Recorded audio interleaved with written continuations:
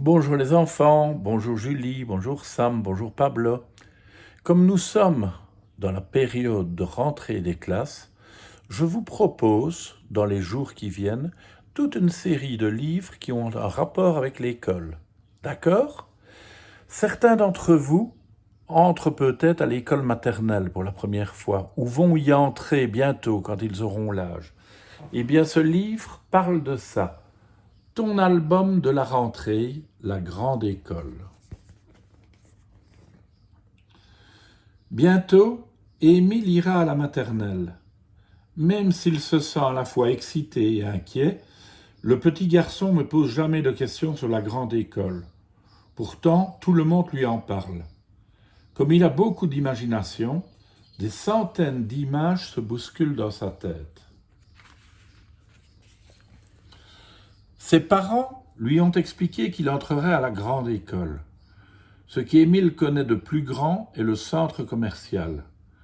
Il se doute bien que l'école n'est pas comme ça, mais si elle était si grande qu'il risquait de s'y perdre. Quand il rencontre sa tante Béatrice, elle lui dit « À la grande école, tu auras des amis de tous les âges. » De tous les âges, vraiment?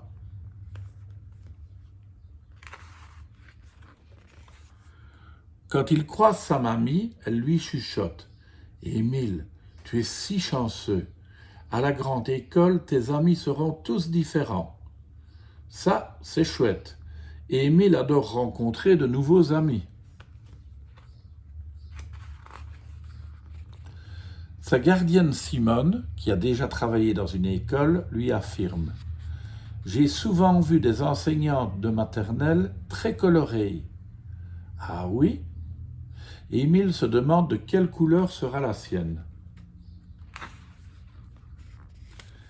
Après tout un été à imaginer son entrée à la maternelle, le grand jour est enfin arrivé. Émile est tout de même un peu inquiet car il doit prendre le grand autobus jaune. Il le trouvait très attirant lorsqu'il voyait les autres enfants à l'intérieur. Maintenant que c'est à son tour d'y monter, il a les jambes en coton et des grenouilles dans l'estomac.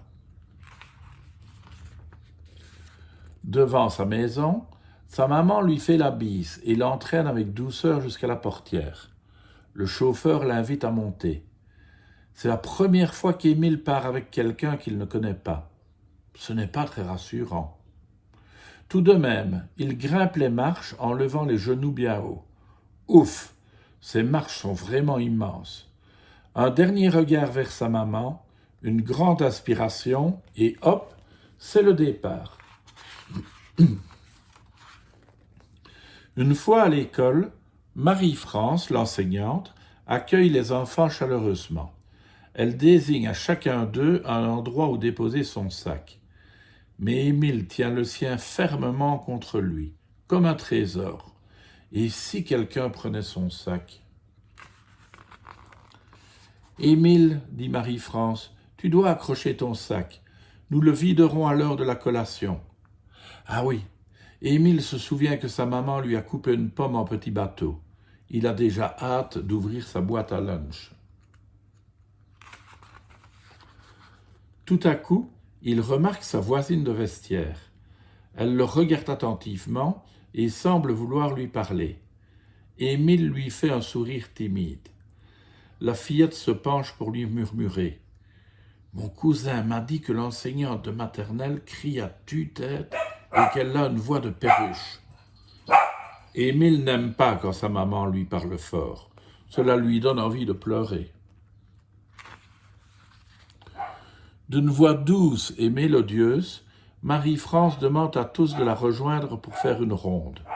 Elle chante et sa voix est claire. On dirait plutôt un pinson. Pendant la ronde, les enfants apprennent les prénoms des autres amis. Émile est content. Ses 16 nouveaux amis lui ressemblent. Mais où se cachent donc les autres, tous ceux qu'il croyait rencontrer? Peut-être dans le coin bloc ou dans le coin maison? La matinée s'est déroulée rapidement. Émile ne s'est pas ennuyé une seule seconde. Il est même étonné lorsque Marie-France annonce l'heure du départ. Et Émile reprend donc l'autobus direction maison. Soudain, il s'inquiète pour sa maman. Le temps a dû être affreusement long sans lui. L'a-t-elle attendu toute la matinée? L'autobus s'arrête enfin devant chez Émile. Sa maman l'attend avec impatience. Pourtant, personne ne descend du véhicule. D'un sourire entendu, le chauffeur invite la maman d'Émile à monter dans l'autobus. Elle découvre son petit garçon bien endormi. Quand Émile ouvre les yeux, il voit sa maman et s'exclame « Oh, je dois me lever tout de suite pour retourner à l'école, hein, maman ?» Il croit qu'il a déjà dormi toute la nuit, mais apparemment il aime bien l'école. Eh bien, si vous entrez à l'école bientôt, les enfants, je vous souhaite d'aimer l'école autant qu'Émile. À demain.